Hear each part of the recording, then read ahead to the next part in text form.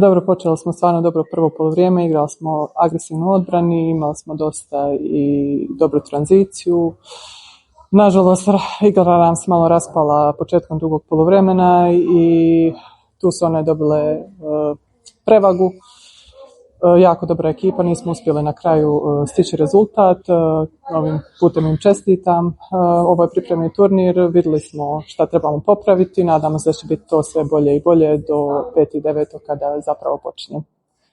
Možemo biti zadovoljni prvim poluvremenom, odlično smo ušli u utakmicu, bila je dobra agresivnost, stvorili smo razliku, mučili smo se malo sa isključenjima, čak 10 minuta u prvom poluvremenu isključenja.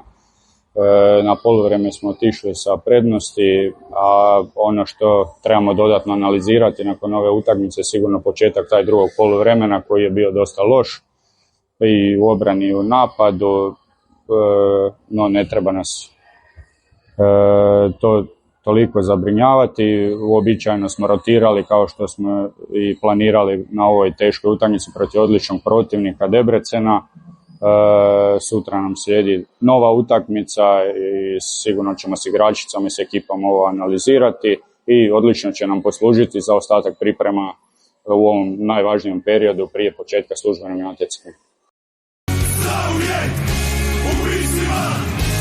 Samo ti, ponavljam!